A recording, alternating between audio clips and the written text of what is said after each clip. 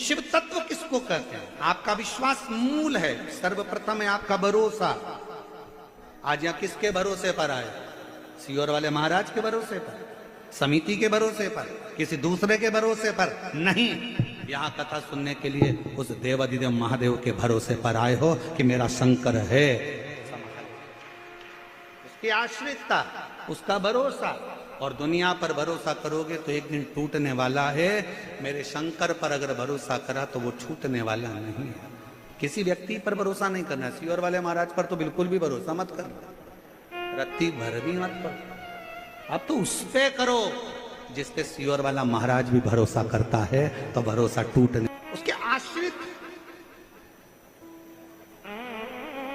आज एक बात कहना चाहेंगे, जयपुर की इस धरा पर जब कथा लेने के लिए सीहोर में ये समिति आई थी ना, तो उन्होंने कहा था कि गुरुजी, हमारे यहाँ का एक कल्चर है कि सभी लोगों के लिए सोफे लगाना पड़ते हैं। हमने कहा कितने भी लगा लो, एक दिन पूरे हटाना पड़ते हैं, ये निश्चित है। मेरे शंकर भगवान को वीआईपी कल्चर पसंद ही नहीं। सब देवताओं की शादी में देवता गए थे, शंकर की शादी में रुद्रगण और डाकनी पिशाचिनी चुड़ैल और भूत गए। भयंकर, लोगों को समझ में ही नहीं आता। यहां से रोको, दूसरी जगह से घुस जाते हैं। भूतों को पता थोड़ी ना होता है कि कहां से जाना है। उसको तो एंट्री गेट भी नहीं मालूम और एग्जिट भी नहीं मालूम। उसका तो बस मन है, हम तो बाबा के भरोसे। उसको ज्ञात ही नहीं है कि कहां से, चलो उधर से जाना, उधर गए तो क्या उधर से जाना, उधर गए तो क्या उधर से जाना, उधर गए तो क्या उधर से जाना। अब उसने सोच लिया किधर से जाना, अब हमको मालूम है, अब हमको मालूम है किधर से। आधे से ज्यादा तो पूरे जयपुर वाले सोच रहे होंगे ये आए कहां से। इनको देख देख कर आधा टेंशन है कि आए कहां से, कहां से आ गए। हमारे जयपुर के लोग तो बड़े वीआईपी कल्चर वाले, एसी से बाहर नहीं निकलते, डनलफ के गद्दे से बाहर नहीं, सोफा चाहिए और पूरी व्यवस्था के साथ। चलते भी हैं तो पंखा साथ। अब यहाँ ये और अच्छे अच्छे घर के भी फोन लगाकर बोलेंगे हमारी आगे व्यवस्था कर देना। अब उनको क्या मालूम कि ये शंकर जी की कथा है। और अगर शंकर जी से कह दिया कि इसकी आगे व्यवस्था कर देना तो ले जाना तो पड़ोसन को ले जाएगा तुझे। क्या आगे व्यवस्था कर देना? ये शिव है, शिव। अकाल मृत्यु वो मरे जो काम करे चंडाल का, काल उसका क्या बिगाड़े जो भक्त हो मां काल का। जो शंकर का है, ये पूरी जयपुर नगरी मेरे शिव की है। और ये कथा कोई समिति नहीं करा रही है, ये कथा कराने के लिए मेरे गोविंद देव भगवान ने बुलाया है, गोविंद देव जी ने बुलाया। कथा करना है, मुझे सुनना है, मुझे, कोई दूसरा नहीं सुन रहा है। कथा शंकर की, कृष्ण राधा रानी गौ के साथ आनंद से बंसी का नाद करते हुए सुनते हैं, वो सुनते।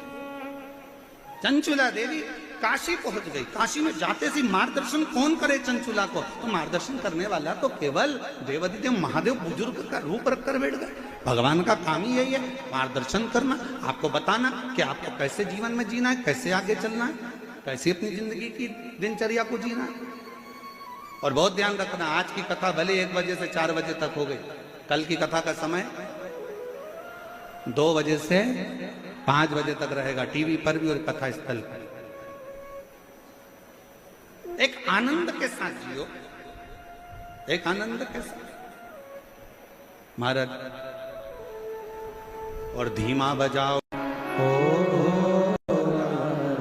सब दुख ताको वेश मंगल मंगल कारी, वेश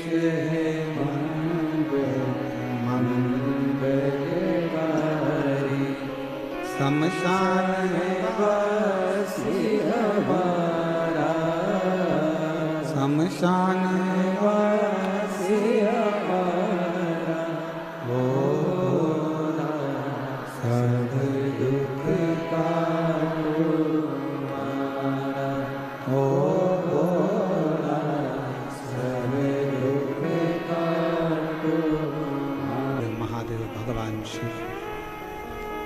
ओगड़दानी, त्रिकालदर्शी, कैलाशी, अविनाशी भगवान शंकर की कथा कर रहे।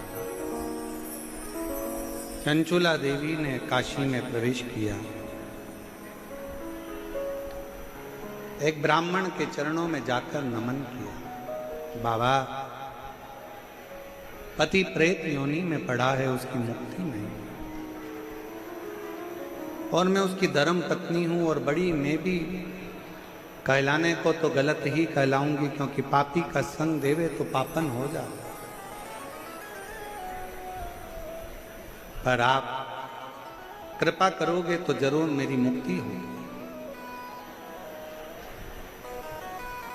चंचुला देवी शिव महापुराण की कथा को श्रवण करने के लिए बैठी थी, और कुछ देर बैठने के बाद वो जब गई, गंगा नदी का जल लेकर माँ गंगा से विनय कर कर आ रही थी कि पांव फिसला, प्राण छूट गए।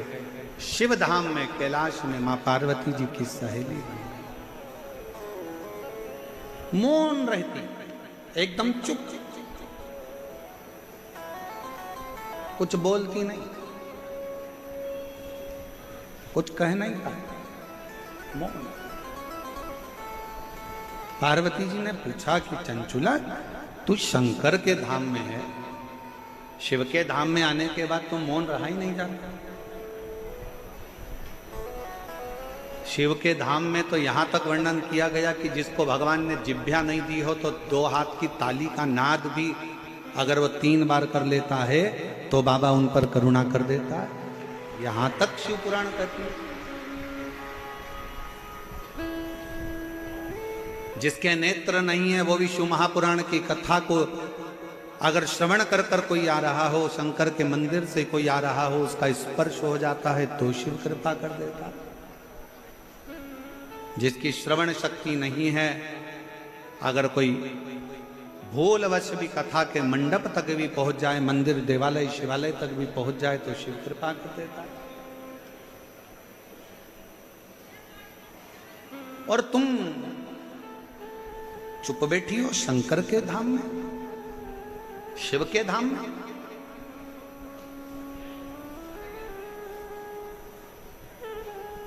एक बहन का पत्र आया, अभी हमने देखा उसको खोलकर। उस पत्र में उस बहन ने जयपुर की रहने वाली है शारदा सोनी, पत्नी ओम प्रकाश सोनी, मेरी बेटी मोनिका सोनी, जिसका एक्सीडेंट 14 फरवरी 2020 को हो गया। 14 फरवरी 2020 में इसका एक्सीडेंट हुआ था मोनिका का। तब से ये कोमा में थे। टीवी पर आपकी कथा सुनी और किसी ने बताया कि अगर पंडाल में कथा का रसतत्व ग्रहण किया जाए तो फल जरूर मिलता। पर हमारी बेटी तो 2020 से कोमा में पड़ी थी, अब उसको कैसे ले जाते। मालूम पड़ा कि रतनगढ़ में कथा हो रही है। हम हमारी बेटी को रतनगढ़ कथा में ले गए, एम्बुलेंस बुलवाई, डाला, लेकर गए। इतना भीड़ था, प्रणाम किया। कथा थोड़ी सी वो कोमा में पड़ी पड़ी क्या सुनी। बेलपत्र मांगी व्यासपीठ की, दी। आज बाबा की कृपा से हम बाबा को धन्यवाद देने के लिए आए हैं कि रतनगढ़ की कथा तो अभी बाबा ने कृपा करी। आज हमारी बेटी बाबा की कृपा से कोमा से बाहर निकल गई है, इसलिए बाबा को प्रणाम करते हैं। फरवरी 2020 का फोटो जब से वो कोमा में पड़ी थी तब का लगाया है। आप लोग एलईडी पर, आस्था चैनल पर देख सकते हैं। अप्रैल में जब कथा रतनगढ़ की श्रवण कर कर आई है, उसके बाद जिंदगी में 2020 से पहली बार कोमा से उठकर बैठी है। दूसरा फोटो उसका कोमा से उठने के बाद। दूसरा, शिव करुणा सागर है, शिव दया सागर है। उसकी भक्ति, उसकी अविरल भक्ति, उसका भजन, उसका कीर्तन, उसका स्मरण, उसकी नाम उच्चारण। और हम फिर कहेंगे, आप आए हो विश्वास के साथ, बाबा से विश्वास के साथ कह कर जाना।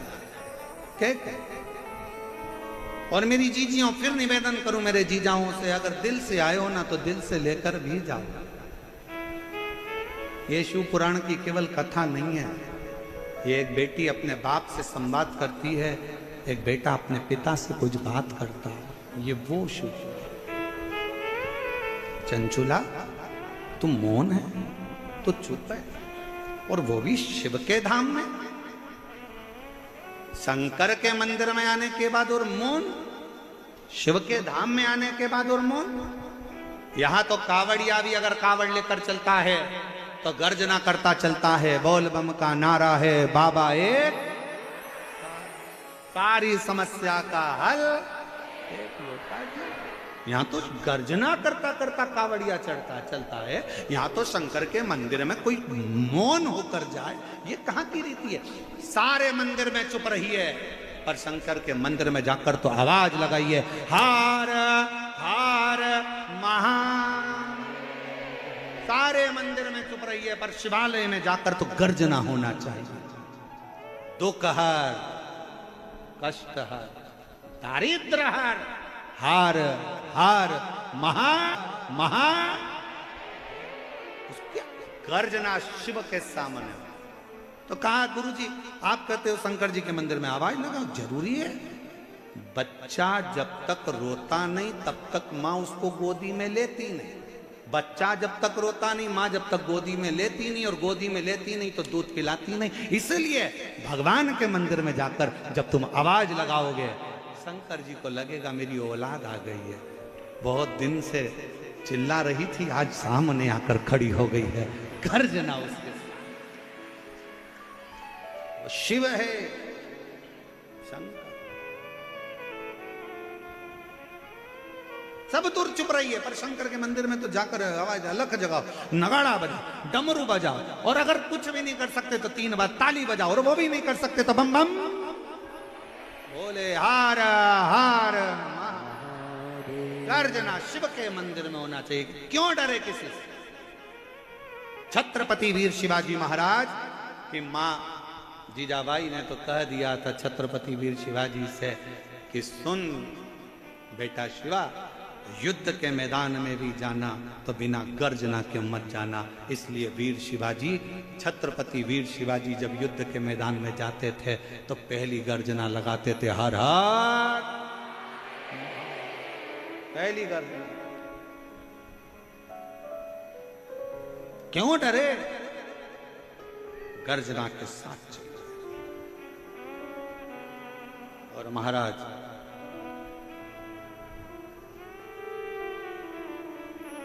एक सच्चे भक्त की सबसे बड़ी परीक्षा ही एक है,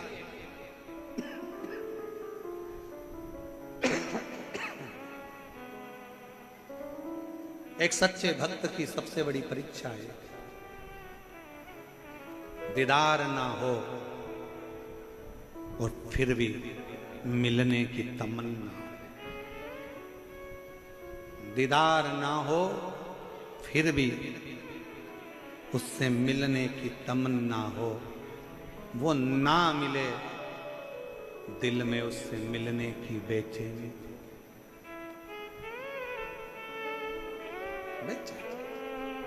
ऐसे कई शिव भक्त हैं जो पंडाल में भी नहीं पहुंच पाते, देख भी नहीं पाते, मिल भी नहीं पाते। हमारा तो जाने तो हम तो मिले ना मिले, दर्शन हो ना हो, पर वो पंडाल तक भी नहीं पहुंच पाते।